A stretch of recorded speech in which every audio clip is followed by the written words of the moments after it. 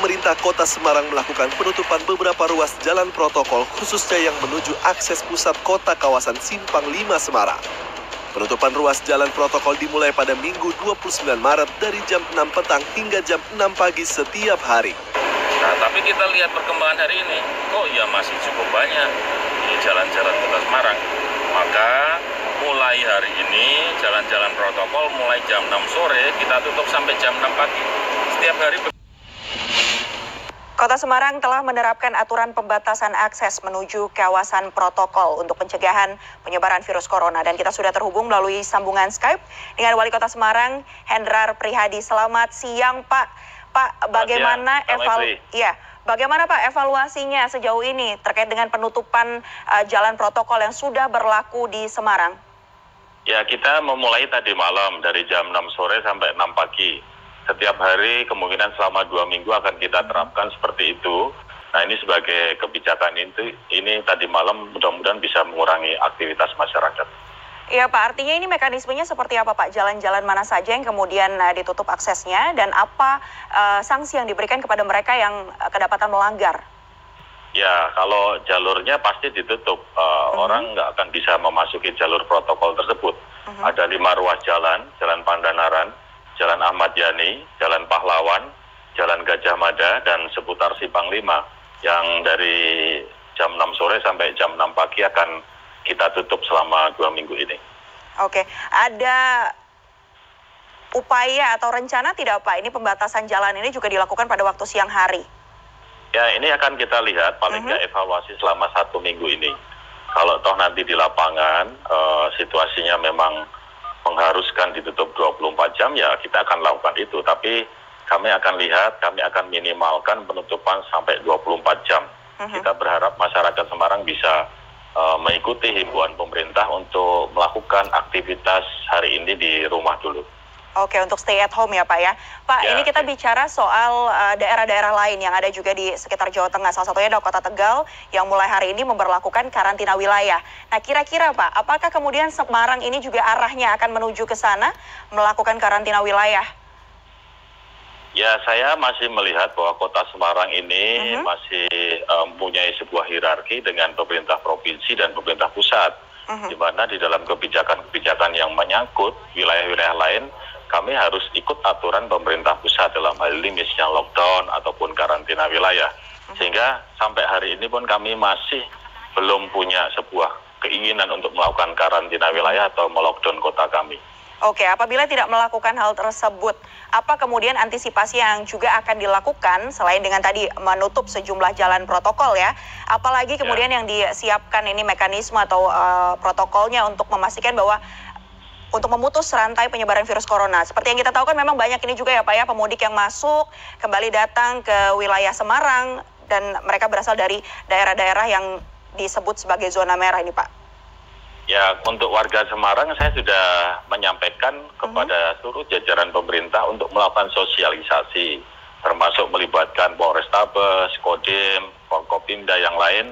Mereka pakai toa dengan mobil putar-putar seluruh kampung satu untuk memastikan masyarakat tidak ada yang nongkrong di luar. Yang kedua, menyampaikan seyogianya hari ini kita semua tidak berpikiran mudik untuk memutus mata rantai COVID-19. Yang kedua, kami juga berkeinginan di dalam waktu ke depan ini ada koordinasi yang baik antar wilayah. Misalnya, saya sudah sampaikan pada Pak Ganjar, Pak Gubernur Jawa Tengah, coba Mas Ganjar komunikasilah dengan Gubernur DKI, ada berapa orang dari DKI ini yang mau turun ke Jawa Tengah, turun ke Semarang. Mereka di dalam alat transportasi ini sudah harus mengisi form yang disiapkan oleh pemerintah daerah DKI. Sehingga begitu mereka turun, misalnya turun ke Semarang, form ini tinggal kita ambil, kita masukkan input data dan kita pantau yang di Semarang ini sebarannya di mana, yang di daerah lain sebarannya di mana. Karena yang hari ini sedang dilakukan kawan-kawan kepala daerah di Jawa Tengah, kita menerima tumpahan arus mudik dari Jakarta. Kemudian pada saat kita mendata satu persatu, orangnya sudah sebagian hilang Mbak Mevri. Karena mereka mungkin nggak sabar kan, mereka hilang sama ya. Jadi kesulitannya seperti itu.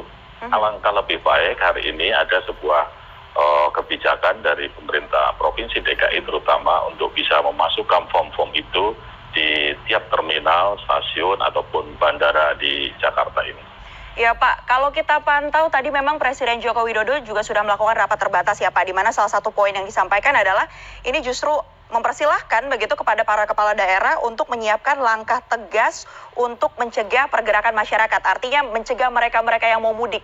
Nah ini artinya bisa dikategorikan sudah dapat lampu hijau nih dari Presiden.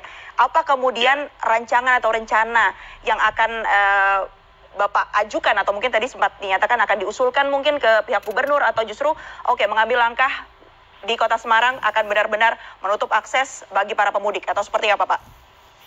Kalau menutup akses saya rasa bukan kebijakan pemerintah Kota Semarang, tapi bahwa mengusulkan metode untuk memonitor orang-orang yang masuk dan keluar Semarang ini hal yang sudah kami lakukan. Kami sudah berkomunikasi dengan Pak Gubernur sehari yang lalu kemarin untuk menyampaikan ide dan gagasan ini karena memang di lapangan terus terang agak kewalahan memantau orang-orang yang tiba-tiba masuk di terminal Semarang yang jumlahnya puluhan ataupun ratusan, baru kita data 1, 2 sampai angka 10, yang lainnya sudah nggak sabar, mereka langsung keluar dari terminal. Ya, jadi kalau misalnya saya membayangkan kalau kita memakai pesawat ke luar negeri sebelum mendarat itu dikasih form dulu, itu akan menjadi sebuah sebuah model yang bisa memudahkan kawan-kawan di daerah terutama di Jawa Tengah.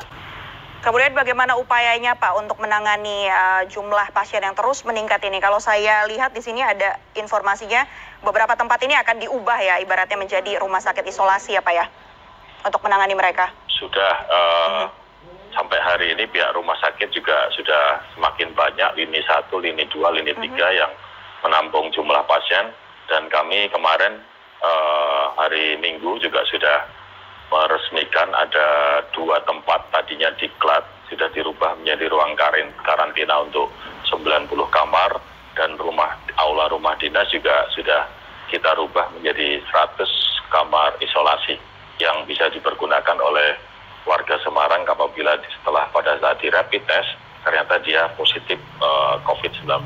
Oke, baik. Terima kasih banyak Wali Kota Semarang, Bapak Hendrar Prihadi, sudah bergabung bersama kami di CNN Indonesia Breaking News. Ya, CNN Indonesia Breaking News masih akan kembali sesaat lagi usai jeda. Untuk itu tetaplah bersama kami. CNN Indonesia Breaking News.